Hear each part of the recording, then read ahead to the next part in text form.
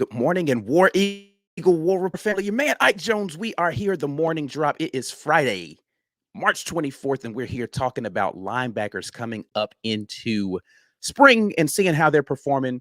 Apparently doing a little bit better than everybody expected. But let's talk about it right here this morning. Y'all know how we do War Report style. Let's drop it on them. You are now listening to the War Report. Drop. Yes, indeed. We are here, War Report style. Your man Ike Jones in here with B. Will on a Friday, talking a little linebacker. How you feeling this morning, B. William? It's not William, but you know what I'm saying. I know, right? You've been saying that for years. Man, you know what? I'm all right, man. I'm kids don't do what you expect them to do when you expect them to do it. I'll be like, hey, son, sleep. And then one will be like, all right, I'm going to sleep all the way through the night. I was like, oh, man, you sleeping through the night? Now that's awesome. And then the other one wake up like, I can't sleep. Hey, man, I thought I was going to get some sleep tonight. The first one cooperated, the second one didn't, and then flip-flop the next night. You know, it's crazy, man. It ain't got nothing to do with linebackers. That's just a little, you know. I thought you were going to make some immaculate pivot into how linebackers were performing better than expected because kids don't do what you expect them to do. I thought that's where this was going.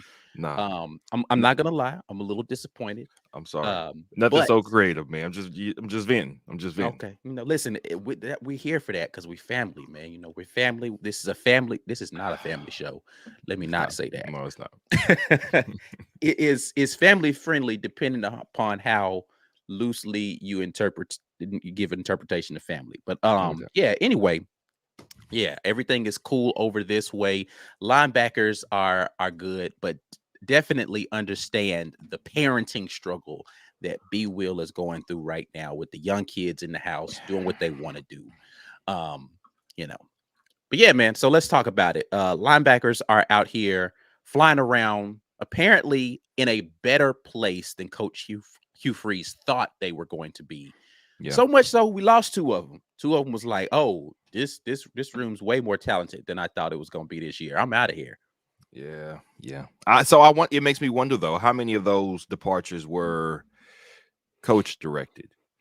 Now, some of it, I don't think you sit down with a guy in the middle of the spring to say, hey, we're halfway through the spring. Why don't you go ahead and get out here?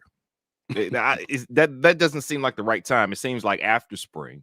After a fair evaluation of it has been had of all the tape from the scrimmages and the A-Day game, then you make that assessment.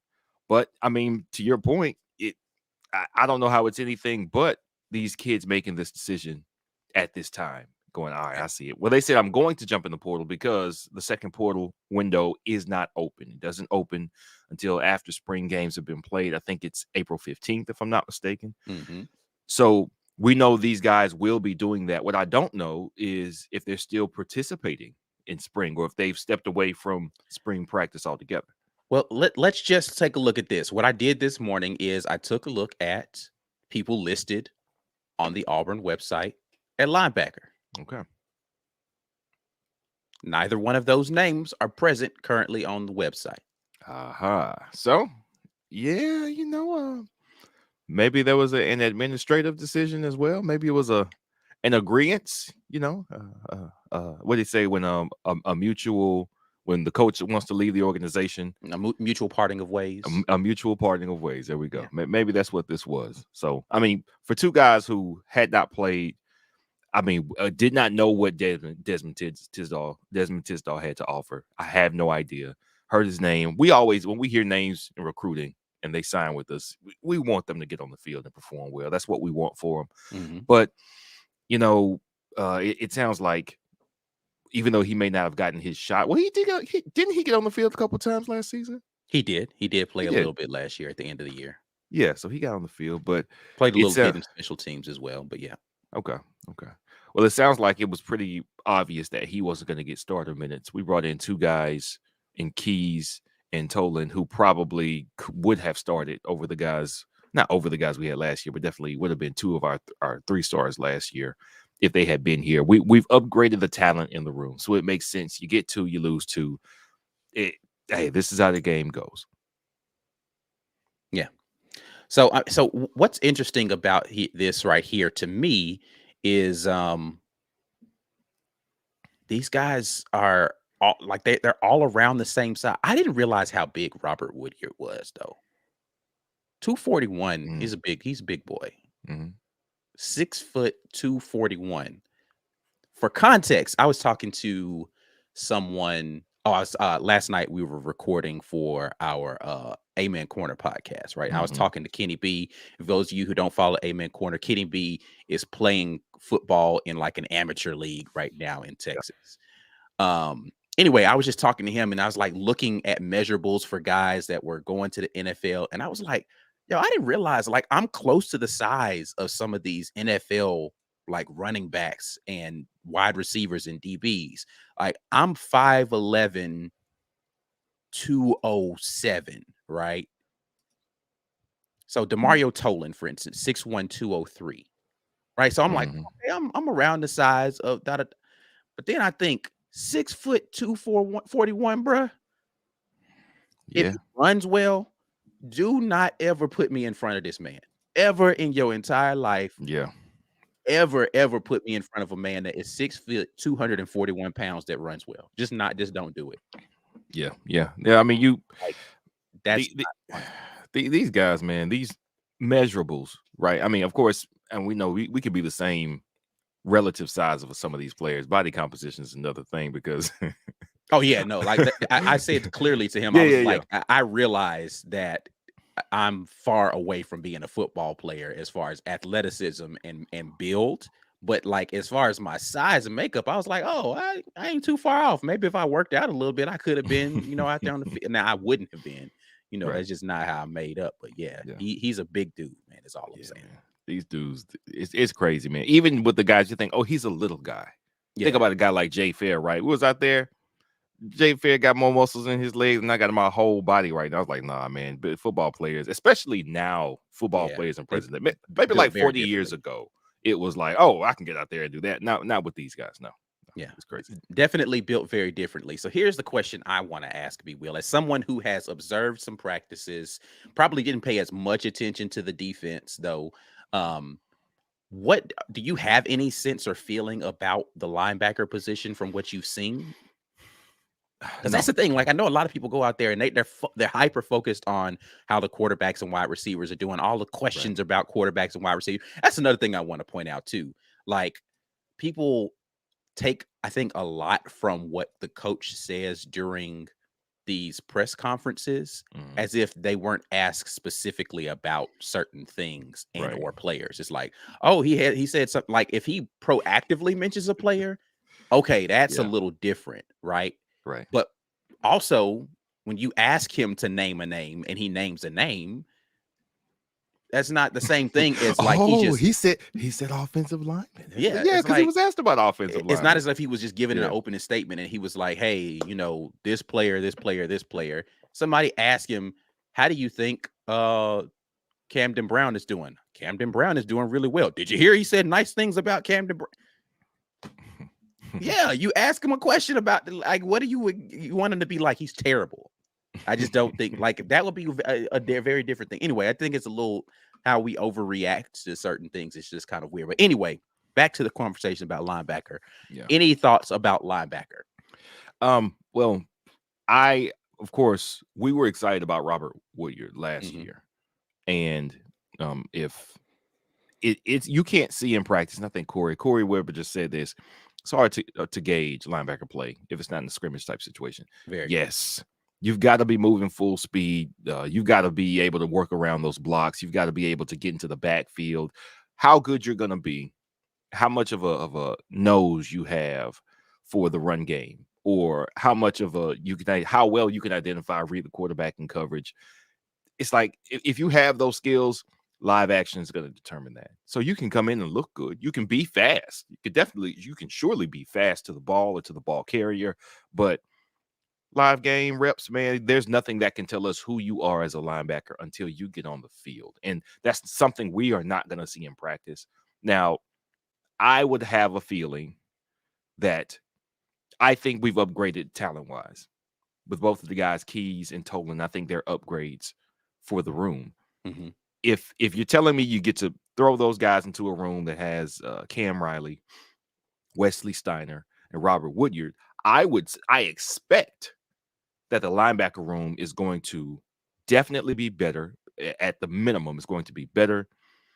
Whether it's an elite unit or not, I don't know. Because one thing we don't have on there is a guy that's like 6'3", 6'4", with like 4.4, 5 speed. Like that's the next level of linebacker that I don't even know if they making that guy no more. Because honestly, there was a guy, what's his name, Roquan Smith, play for Georgia, play for the Bears. Like that's an elite linebacker. Those elite linebackers, they come around, they're going to be somewhere between 6'2" and 6'4", and they're going to have speed as well. Like Ray Lewis was just a prototypical linebacker. Right. Why? Because he had the size and range, and it was unbelievable. But without seeing a guy built like that, the next question is, what are his instincts like? Zakoby McClain was the best linebacker I've seen here since at least 16 years. At least 16 years. Couldn't have said it better myself. At least 16 years. But his instincts, like I was so rarely worried about, oh man, is he going to be able to get that guy down? Now, don't get me wrong. Josh Bynes was an outstanding linebacker for us. I thought we went into a little bit of a drought there. I know we had like the Chris Frost years. He was fast, but he wasn't the instinctual. And even for his speed, he wasn't as physical as Zakoby McClain was. Right. I just, do we have somebody out there with the measurables, with the Robert Woodyard?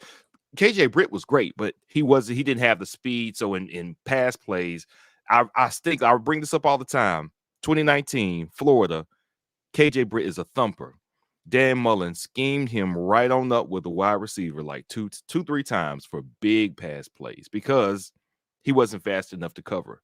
So do we have somebody who's not only some measure of a thumper, even if you're not just a scary inside linebacker, do you have the instincts to get there so that you aren't schemed out of the play? And if you are schemed out of the play, do you have the skills to make up and recover?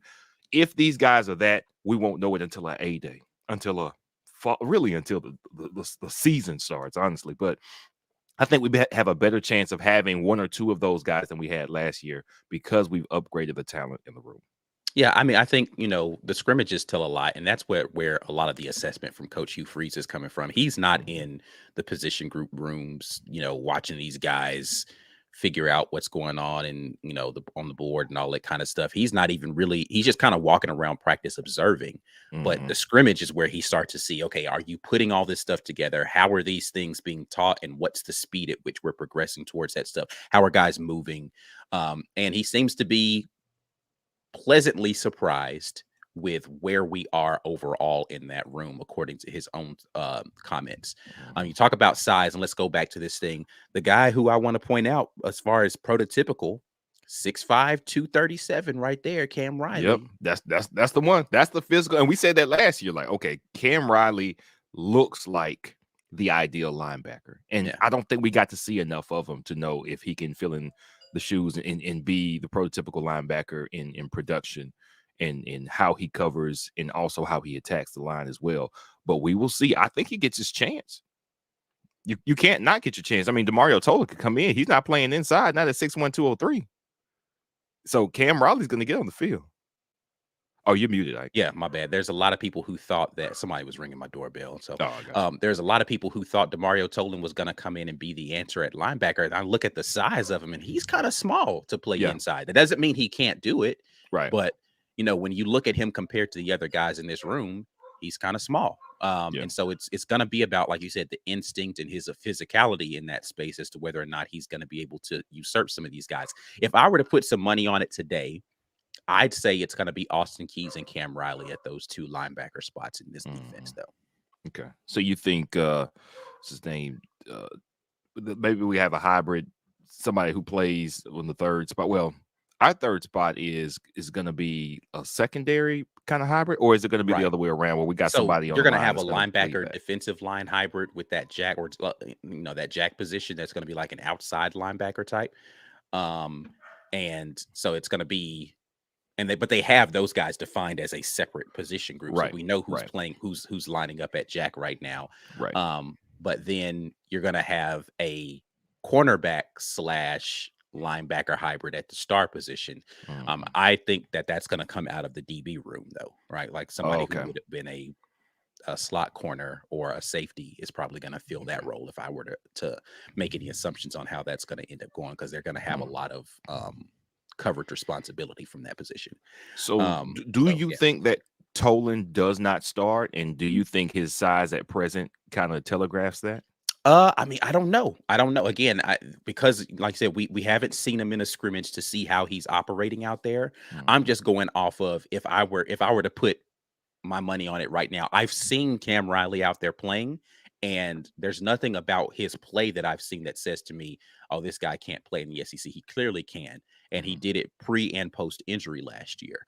And then I just think that Austin Keys has done it more often in the SEC. DeMario Tola didn't play a lot at LSU, right? So from the guys who I've seen take snaps, those are the two guys that I would assume are going to be in position to lead that room today. Listen, Zacoby McClain said it in the interview. If you guys watched the building report we did with Zacoby McClain, he said he felt like Cam Riley was ready to take the next step, and he's going to be a big factor in that linebacker room for Auburn this next season as well. Yeah. I'm gonna take the word of a guy who's done it as well. Hey, the doggest of dogs. Yeah. If he says it, I'm with it. But you guys are watching the morning drop. Make sure you're in here sharing the video so we can get more people in here. We appreciate all of you who wake up in the morning and look forward to the opportunity to get in here and talk with us. Make sure that you're liking the video. Go ahead and give the thumbs up. Subscribe to the channel if you haven't already. We appreciate those of you who continue to watch, even if you haven't subscribed, but we want you to subscribe. You know, maybe one day we'll say something that'll make you say, yeah, you know what? These guys are worth a free subscription. But you know what's not free? The Rogue Shop. The Rogue Shop isn't free. Okay, I see you. Okay. You know, listen, man, I kind of do this, but you know, the Rogue Shop isn't free, but you can get a little something off of your purchase if you use code RAPPORT. So head over to rogueshop.com using code RAPPORT and make sure that lets the people who support us know that you support us and them concurrently at the same time. And then you and your money could have a mutual parting of ways right there on their website. But we appreciate everybody who continues to support us and our sponsors. We're going to jump in here to the comments section and hear what you all are thinking about this morning as far as the linebacker position, a position that has been a bit of a bugaboo for Auburn fans for a while. Hopefully we can have some better productivity here. We'll get the conversation started off with Dustin Smith, who jumps in and says Robert Woodyard will remind everybody why he was so highly recruited pre-knee injury. Dude, a thumper. Hey, listen, he definitely has the size to come in there and make some noise when the pads collide. So I'm looking forward to seeing what he's able to produce out there on the field. It's going to be interesting. You know, you've got guys like Eugene Asante again, who I had high hopes for coming in, transferring from North Carolina, because I know the defensive mind that he was playing under at North Carolina. And I thought he was going to come in and light the room on fire. Never really got an opportunity. Currently a junior, 6'1", 219, right? A little smaller than some of the other guys in that room. It's interesting to see where he falls in this entire, you know, mesh of people. But yeah, I think Robert Woodyard will have an opportunity to showcase his skills this year. And like he says, remind people why he was so highly recruited. For sure. James Barnett jumps in and says, I think this linebacker group will be the surprise of the defense. Thoughts? A surprise is an interesting choice of words, because surprise means we wouldn't have expected them to be good, and they ended up being good. But I think everywhere else on the defense, we know we've got too much talent in the DB room, so it wouldn't be a surprise, of course, if they were good. We know we've got talent on the defensive line, both with what we had in the cupboard with Mba, and I still am a really big Marcus Harris fan. But Jason Jones as well. And you add in a guy who was, again, formerly 5-star, came from a defensive program at Kentucky, Justin Rogers. So you can see the makings of a quality defensive line. We got some question marks at edge, but you wouldn't be surprised because we recruited well at edge. So if one of the edge guys turns on this year, then you're like, hey, look, there it goes. Linebacker, it wouldn't be a surprise. It wouldn't be a surprise, I don't think, because we've upgraded the talent. The expectations are in line with what the talent is in these rooms. And that's really the question is, linebacker, we've been behind on talent. It's been one guy or one or two guys holding it together over like the last 5 years. And now we didn't have that guy last year. And we're like, okay, so do we have it? We just need really one dude in that room makes the whole room better. Yeah, we saw that with Jacoby McClain. Right. He was out for a half against Georgia State, and we was like, our defense is terrible. Yeah. That boy came back in the second half, and we was like, it was just it's a different that is a difference-making position. That is your front seven quarterback. That's your guy. He's we talk about the term eraser a lot when we talked about Jacoby McClain. He just makes up for a lot of stuff. There were plays. I was going back through Jacoby McClain's tape when we were after we did the interview, looking for some stuff on him. And there was a play against Ole Miss where they were still calling in the defense from the sideline, and everybody's like looking to the sideline trying to figure out what was going on. And Ole Miss snapped the ball, and Jacoby's like looking, and then as soon as the ball snapped, he just went instinctive and he went and got the tackle. It was like a 1 yard run play, just because Jacoby was like, man, if I'm just gonna go make a play. And he just went and made a play, man. Like, there's just some people who are erasers like that, who are just like, this is kind of how this is supposed to be going. I know where I need to be. Let me just go be there. Yeah. It ain't about a play call. It's not about scheme and alignment. It's like, play needs to be made. This is where the play is going to be made. I'm going to be there. And you can't teach that. That's the thing. You can't teach it. And what I saw from our linebackers a lot last year was a lot of guys looking like, okay, I'm in the right place right here. Okay. Dang. Just tentativeness. Right. Thinking and not reacting. And that's something when Cadillac took over, he was like, we're going to try to make things as simple as possible so these guys can get to playing fast and not having to think so much. Now, he didn't say, man, they was thinking too much under Harsin. But when you say you want to change some things and it goes the direction of simplification so they can just react and be the athletes that they are, then that tells me that's your change. Your change is, now I'm going to make it simple so you can play. And the defense did play better once Cadillac took over. So whatever they were being asked to do had them processing a lot, probably had them considering. Because nothing on the defensive staff changed. Oh, man. I want somebody to go ahead and drop the memoirs of exactly what was going on. Yeah, we need a 30 for 30 on the last 4 games of Auburn season, right? So we could understand what happened. Like, how did so many light bulbs come on in such a short span? It's like, was it really just a virtue of we're playing better? I mean, worse teams? Was Mississippi State that bad? Western Kentucky that bad? Texas A&M that bad? Because we still got thumped by Alabama, let's be clear. Yeah. But, I mean, we still ran the ball like crazy against Bama. Yeah. So, like, what was the difference between the two coaching staffs? Because it wasn't like this drastic overhaul, but, like, it was happening for people, man. It's crazy. It's crazy. Our guy Jazzy Joe jumps in with the big super chat. We appreciate you, man. Listen, this is gonna sound like I'm saying this because of the super chat. It's not. We've missed you, Jazzy, man. We appreciate you dropping through every time you do, man. This has nothing to do with the money. We definitely appreciate you. This is for all the hard work y'all do. Y'all are literally the GOATs, War Rapport for life. Thank you so much for the super chat and for the kind words, man. We appreciate that so much. Jazzy, appreciate it, man. Let's get in here with Ant Robinson, who says it was a pleasant surprise to hear that linebacker is one of the best groups we have. Honest opinion, if the talent matches up with what everyone else is hearing, we could have a 10-win season. 10-win season. I am reserving judgment on the success of our season until I know who the quarterback is. What I will say, though, is I think we can win 7 games no matter what. Okay.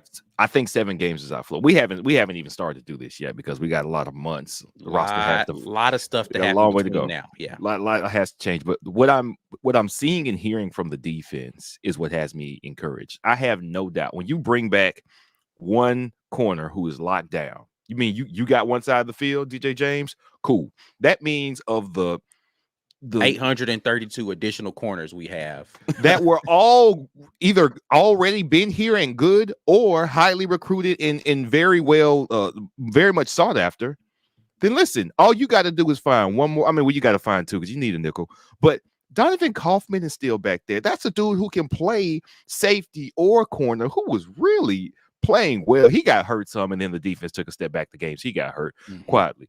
He was playing very well. He's still a very good player. We've got way too much talent and experience there. The defensive line, I grant you. Am I worried about pass rush? Sure. I'm worried about pass rush a little bit. I don't think whatever it is that had guys not getting on the field for the last 2 years, guys who could contribute, I don't think we're going to have that problem anymore. Yeah. That's what I think is the biggest difference. The reason I'm very high on the defense is we've got more dudes in, we've got more talent in, but I think the best guys are going to get to play. Just straight up. I think the best guys are going to get to play. And we are going to be able to find with, let's say this, the linebacker coach, right? Again, he was the defensive coordinator at Liberty. And Josh Aldridge. This is something that I always think happens once you are a specialist at something, whatever it is. Let's say you work in tech. You like what was your last, not the job that you just had before you went full time, but before that, what was your role there? Oh, it's like the software company. I was doing product stuff. Yeah. So okay. I was you were doing product roadmap stuff. Okay. So y'all, when Ike is in the chat for us, he's like, all right, so how are we going to get this done? All right. So what's the next step for that? This guy is product managing us. He is product managing us all day. And then me and Mike and Caesar are like, I guess it's gonna happen. I was like, man, he is really product managing us like right now. The thing about that is that expertise, because he has to put his hand in everything, when he finally gets to focus on something, that thing instantly gets better. Yeah. When it comes to defensive coordinators who move up to be head coaches and then they have terrible tenures, when they step back down to defensive coordinator, they do great. Muschamp. Steve Spagnuolo.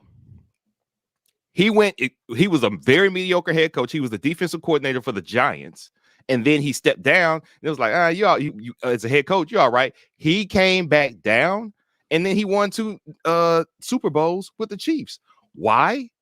Because he's excellent at defense. But when you get the big picture, you get to see not just the defense works, but how everything works. And when you come back down to just defense, now you get to kind of specialize. Like, you know what? I saw how these other things that aren't the linebacker room, that aren't defenses, actually worked. Now I can do something with the defenses, whether it's just how I'm managing these guys, because I have to be more conscious of personalities and endurance and what's wearing on my guys as a head coach. You get to see all of that. When you're a defensive position group, you just get to see one thing and one type of thing. That's what Caddy was talking about the difference between being a running back coach and he's like, I just have my guys. I got my 5 and that's it. Right. It's way different when you got to have this bigger picture thing and I can't focus on my 5.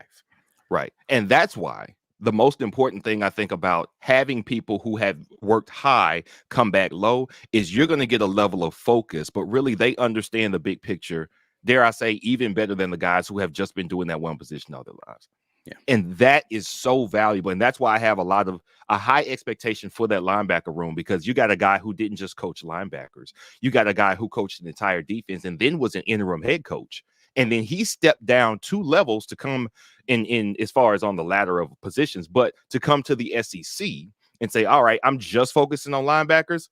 Bet. I'm going to go. Now you have a better understanding as a former defensive coordinator. When you're talking to Ron Roberts, I can implement your plan way better because I used to be a defensive than if I just coach linebackers. What do you want me to teach them, Ron Roberts? That, okay, here's what we're going to do, guys. Yeah, you can teach them a skill. You can teach them where to be, but you have so much more perspective when you have worked higher on that ladder and then you come back down. I think that's incredibly valuable. I know, like, I think about Zach Etheridge. He is now not going to be responsible for both secondary positions. Yeah, just Wes McGriff has been a defensive coordinator, and he stepped down to safety before. Now it's just coach cornerbacks. You telling me we got specialized coaching for both secondary positions, for just the linebackers, for just the defensive line? I think the defense is going to be crazy. And we were talking about 10-win seasons, how we got here. This is why I think the defense is going to be outstanding and why it helps us win floor 7 games. If the quarterback is good, then I'm on board for 10 games, because we haven't The defense can do a lot for you, man. The defense can carry us until we get it figured out. We need some time, which is why if it's a spring quarterback that we get after the spring transfer portal, I don't think it matters that much because this guy's going to get fall camp. He's also going to get like 4 games into the season because the defense is going to be giving you everything that you need to figure it out live time. You don't have to come out perfect with the exact quarterback and he has to learn everything. No, it's not just 4 weeks you got in camp. You got like 8 weeks. And 4 of those weeks are going to be in September when all the games matter and the intensity is high. If we can come out of September settled at the quarterback position, I absolutely think 10 games is possible. Okay. All right. Well, we will see. Let's go ahead and hit this Jazzy challenge real quick. Says my guy Jazzy Joe, where am I for 200 for the state that borders? Be Will, where do you think Jazzy is right now? Okay. He said state that borders. Mm-hmm. So I'm guessing he's in the continental U.S. Mm-hmm. He's pulled some Mexico, Canada stuff on us before. I'm on you, Jazzy. All right, I am going to go state that touches a lot of other states. I'm going to say Tennessee. Okay, I'm going to go out west, man, because for whatever reason, Jazzy be making those west runs, and we'll go with Arizona again and see if Jazzy's out there in the west. Okay. West. All right, a couple more comments here while we wait on Jazzy. RTJ Beat says Terrence Love dropping down to a safety linebacker hybrid. Definitely think that that's going to be happening. That could have been some writing on the wall stuff for some guys getting out of here too. They're like, man, this room is super talented already, and they got some more young guys coming in here. Unless I want to just be a special teams dynamo, I need to go somewhere else. So. Yeah. Let's see here. Michael Carlisle says, if our offense can give the defense a little rest and keep field position balanced, this group will have a shot to succeed. Yeah, and this is again part of the reason why I'm high on us this season is because the offensive line, even though they haven't played together, and a quarterback will not be necessarily into. Boom! Look at that. I'm sorry, I got crossed. Yeah, Jazzy. Tennessee, we in here. There we go. I don't think I've ever gotten one right. Hey, About man, time. First time for everything, About time. man. You drop an N-word and then you know get the thing right, man. It's your day right here, baby. Funny, man. Apologies, plus behind the scenes stuff. You know what I'm saying? I am very high on that because the offensive line and the run game are there. Of course, they're parts of the puzzle, but you can kind of finesse your way to big wins, especially early in the season. You don't have to come out a well-oiled machine at the quarterback position to just bowl over the competition that we're going to see in September. Our September is not the most difficult September. We can just physically dominate teams while we figure the rest out. I really think the offense can give us just enough. Just if they find the right offensive line mix, I think that's step one. Everybody's worried about the quarterback position. Of course, we have to be. It's so important. You get the offensive line right coming out of fall camp, then the run game can just go crazy until the quarterback gets settled. That's the recipe for a great season for Auburn. Yeah, no, I agree with you. I think that you don't have to have some all-world quarterback to be a good offense. You just have to have some ability to block it up well. And I think if you block it up well for any of the guys that we currently have in the room, you'll see some good dividends being paid for that. So we'll definitely see how that progresses. Ben Bloodworth with the emphatic, we better win at least 7 games. I don't know what the threat on the other end of that is, but Ben is very emphatic about the fact that if we don't win 7 games, there's going to be some smoke in the city. You got to understand. Ben is out for blood. I think that. I see what you did there. Man, I'm a professional, bro. But yeah, man, I think that it's going to be some. I think there's going to be a lot of people who have this same feeling, though, that like 7 wins is where we need to be. Mike G is certainly holding feet to the fire for whatever reason. There's a lot of fire out there that he's holding feet to this offseason. And he reminds us frequently that he's holding feet to the fire. If it don't go the way it's supposed to go. So James Barnett, according to Javon Reed, we could compete this year. He definitely thinks we have the talent right now. I don't think talent was ever the issue, man. I just don't think it was ever the issue. A couple positions it was. I mean, yeah, so like those couple positions weren't a 5-win season's worth of talent, though, is my point. Like there is no universe in which the talent at Auburn should equate to 5 wins. There's Agreed. no universe in which the talent at Auburn should equate to 6 wins in year 1 under Harsin. There's no we should have won more games over the last 7 to 10 seasons based upon the talent we put out there on the field. Agreed. Coaching, scheme, things like that have been a deficit for us more so than a talent gap has been. We are not national title talent right now, in my opinion. Agreed. But are we competing for an SEC West talent? Yeah, we should be in the top 3 in the SEC West just based upon the talent alone. Just because, listen, man, we were losing to Georgia a lot of years where Georgia was trash, bro. Yeah. That wasn't talent. That's true. We lost to LSU a couple of times we should not have. Yeah. There were years where Ole Miss and Mississippi State beat us that was not a thing that should have happened. I just want us to play up to the level of our talent. Are we ready to go compete with last year's Georgia team right now? Absolutely not. From a talent standpoint, they are blowing the doors off of us in talent. With the talent we had, we were able to compete with Georgia in year 1 of that national title for a half of that game. The talent showed itself second half because we just got worn down, right? That's where the talent gap separates you. There's no reason why this Auburn team, with the amount of talent we have, should be looking this bad on the field.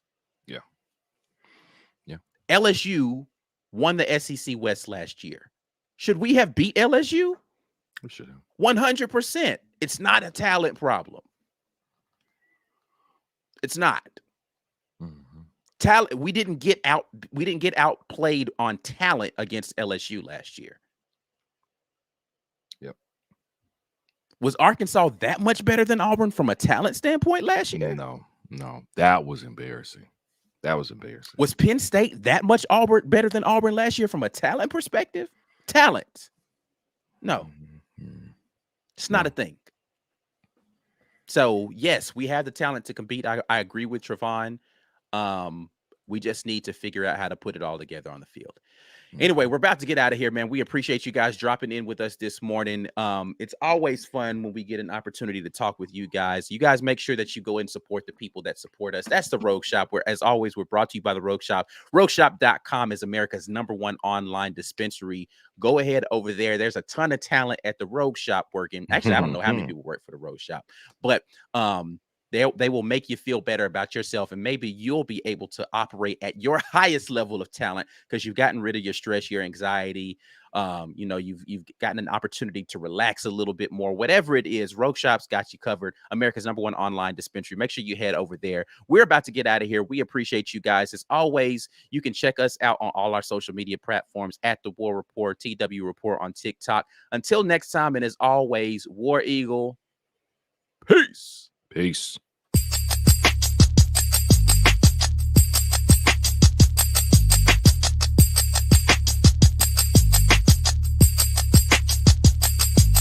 Drop.